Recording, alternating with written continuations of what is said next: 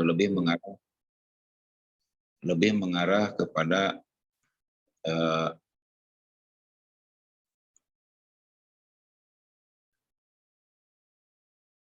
yang non monolit kan ya. Perbedaan di dalam pelaksanaannya ya, monolit dan monolit bisa dilihat dari sistem ininya ya, sistem konstruksi acuan perancaannya ya. Sistem konstruksi acuan perancaannya, di mana kalau sistem monolit itu kolom, balok, atau kolom, shear wall, balok, dan plat lantai itu dicor sekaligus itu ya. Itu yang monolit. Sedangkan yang non monolit, kolom dulu yang dicor. Seperti terlihat pada gambar monitor ini, kolomnya dicor terlebih dahulu ya. Mungkin ada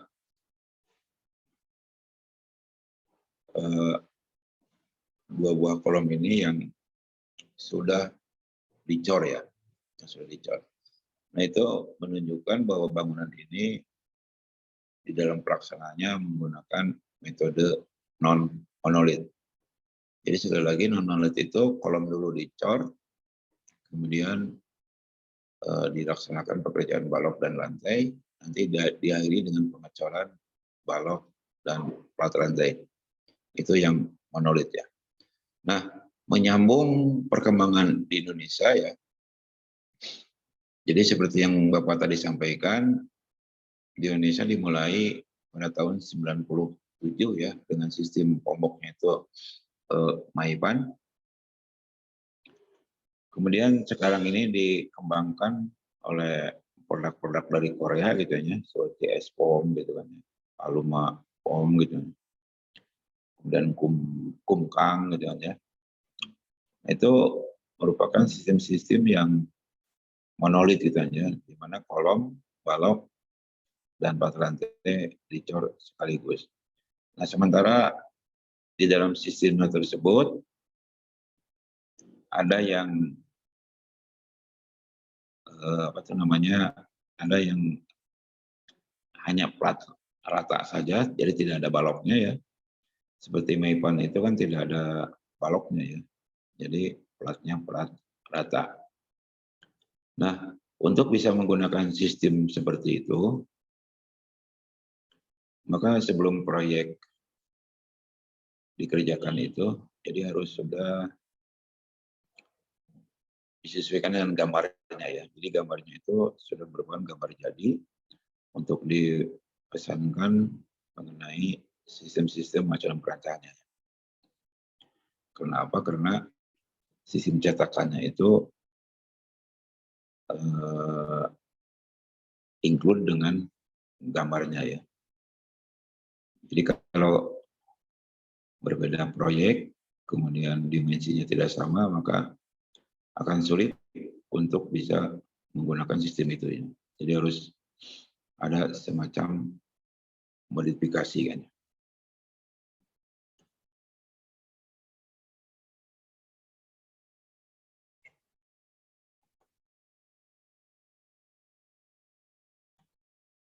Nah, ini sedikit penjelasan mengenai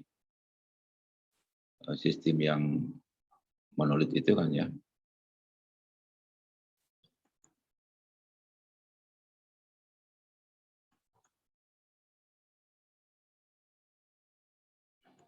Jadi kalau diperhatikan di dalam metode pelaksanaannya ya, jadi tulangan dulu yang dipasang, kemudian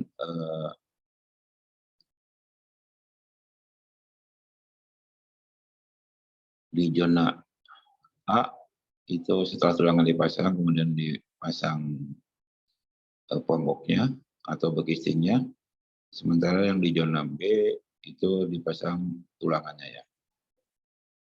Kemudian Yang di zona A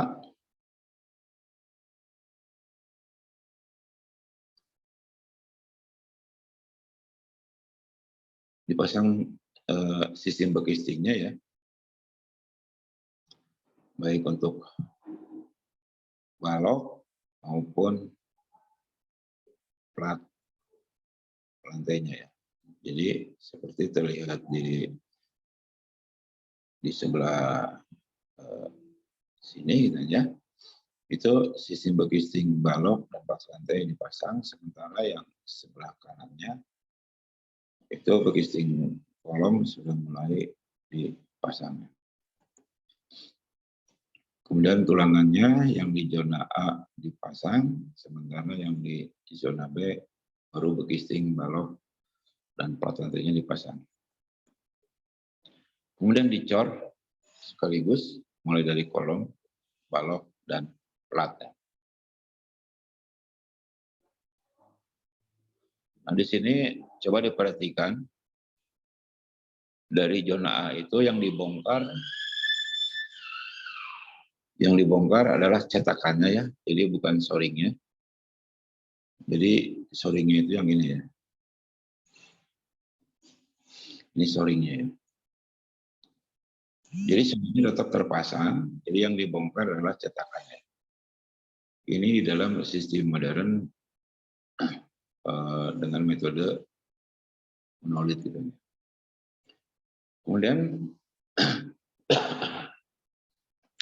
Kemudian di zona A dipasang lagi tulangan karena lantainya sudah dicor, tulangan untuk kolom ya. Sementara yang di zona B dilakukan pengecorannya untuk kolom, balok, dan plat lantai. Nah, ini akan berlanjut sesuai dengan jumlah tingkat backtesting yang sudah direncanakannya. Jadi cetakannya dilepas, jadi diperhatikan cetakannya dilepas, dipindah ke atas. Zona B-nya sudah dicor. Pasang tulangannya, kemudian zona A dicor, zona B dipasang tulangan. Nah, ini berlanjut terus ke atas. Nah, di sini shoringnya menggunakan 3 tingkat ya. Sementara cetakannya hanya menggunakan 1 tingkat ya. Jadi hanya di bagian atas saja. Nah, ini perbedaan-perbedaan sistem Lombok atau sistem konstruksi acuan perancah ya, di dalam memenuhi target waktu ya. Kemudian mengenai siklusnya, nah ini untuk yang monolit ini siklusnya kalau di dalam penjelasan suppliernya ya, bisa per 4 hari ya. Jadi bisa dibayangkan perpindahan antara lantai bisa per 4 hari ya. Tapi di Indonesia jarang yang bisa ya 4 hari itu. Kalau 5 hari sudah bisa ya. Karena perbedaan di dalam pemahamannya, di dalam SDM-nya ya. SDM dan segala macamnya agak berbeda. Sehingga mampu untuk per 4 hari, per 5 hari ya, paling cepat. Tapi umumnya per 6 hari ya. Jadi perpindahan antara lantai dicornya itu per 6 hari ya. Nah, itu yang dilakukan untuk kelompok-kelompok modern ya, dengan sistem yang monolit itu.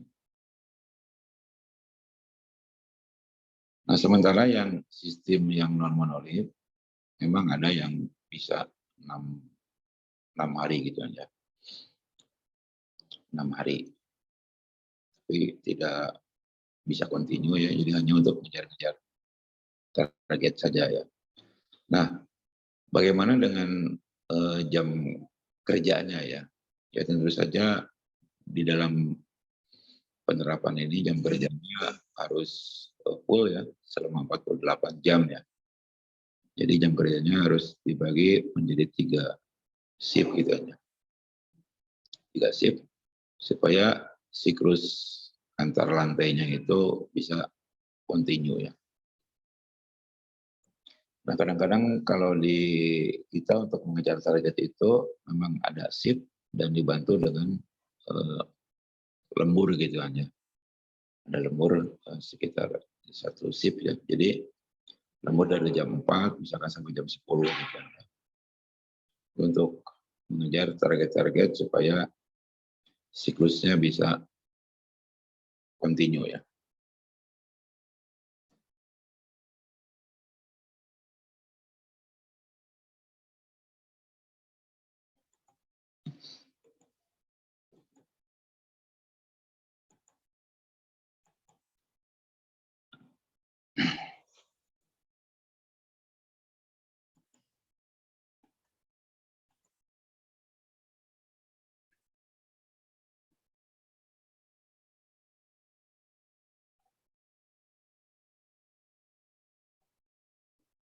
Nah kalau diperhatikan ini kan ya, diperhatikan bagian ini.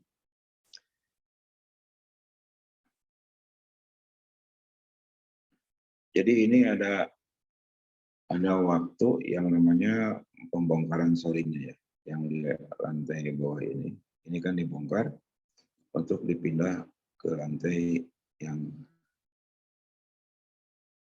di atasnya ya, atau yang paling atas.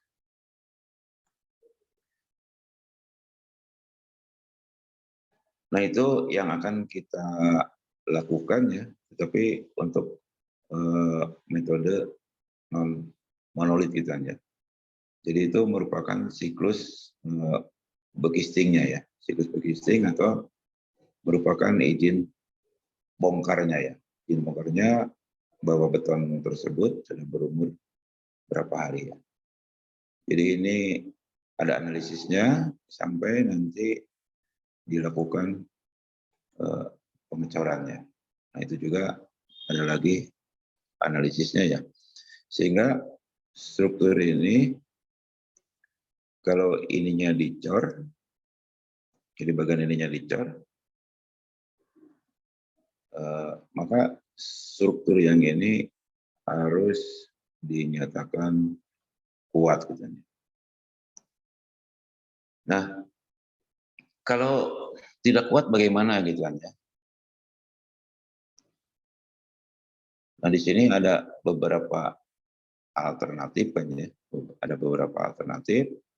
Jadi alternatif pertama yang paling gampang adalah dengan menambah waktu siklus kan ya.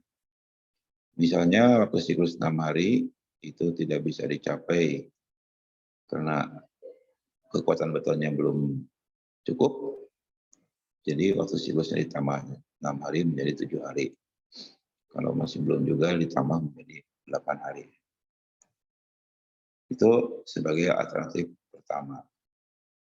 Alternatif keduanya adalah dengan menambah jumlah tingkat begisting. Misalnya dari 2 tingkat menjadi 3 tingkat gitu. Kemudian alternatif yang ketiga adalah dengan cara merekayasa campuran betonnya ya. Nah di sini Bapak tidak menyarankan ya, tidak bisa memberikan saran yang lebih. Karena apa? Karena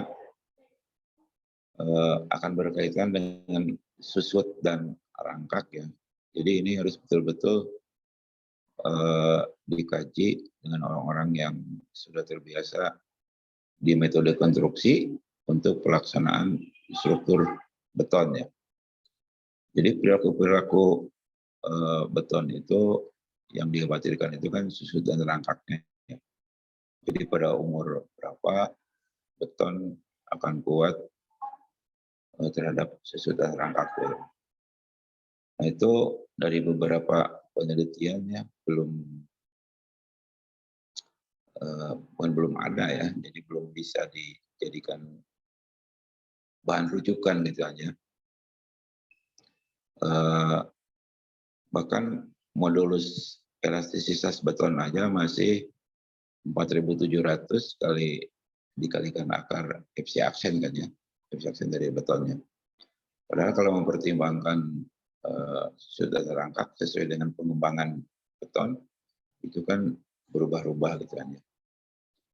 Sama di struktur yang lain juga, terutama di dalam metode konstruksi untuk proses pelaksanaan jembatan gitu ya, itu hanya bisa dilakukan untuk pemasangan-pemasangan.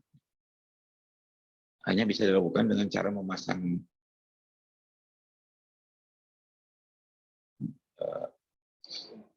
data-data tersebut gitu kan ya, bahwa perilaku-perilakunya seperti apa gitu kan. Jadi belum ada standar yang baku ya. Nah, oleh karena itu dirujukan nanti untuk materi ini sesuatu yang rangka diabaikan gitu kan, diabaikan. Tetapi ada di dalam penjelasannya itu bahwa dengan metode ini perbedaannya tidak terlalu besar ya. Jadi sudah disepakati bahwa metode-metode yang disederhanakan itu atau cara analitis sederhana itu atau cara manual ya. Jadi masih bisa diterapkan di lapangan ya. Asalkan pembebanannya benar gitu. Jadi memang prinsipnya tergantung dari beban yang diterapkan. Nah, kalau di dalam pelaksanaannya ada perbedaan pembebanan, itu yang akan membahayakan sistem struktur gitu ya. Oleh karena itu, metode-metode di dalam proses pelaksanaannya kalau berubah, itu harus diinformasikan kepada pihak pengawasnya. Karena sebagai contoh ya, mengecor beton dengan paket ya, dan kapasitas yang agak besar, misalkan 1 meter kubik gitu ya, walaupun tidak diisi 1 meter kubik, katakanlah 0,8-nya, 0,8 kubik, itu penggelontorannya akan berbeda dengan yang dikeluarkan dari concrete pump. Jadi tumpukan betonnya itu bisa lebih berat ya. Nah, oleh karena itu tumpukan-tumpukan beton itu suatu proses pengecoran itu harus dipertimbangkan dengan baik gitu.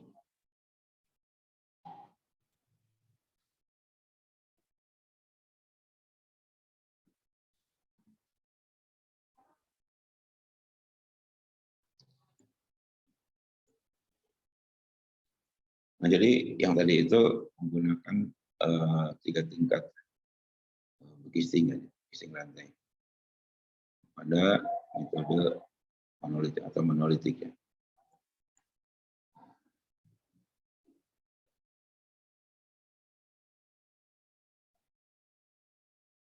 Nah, untuk memperjelas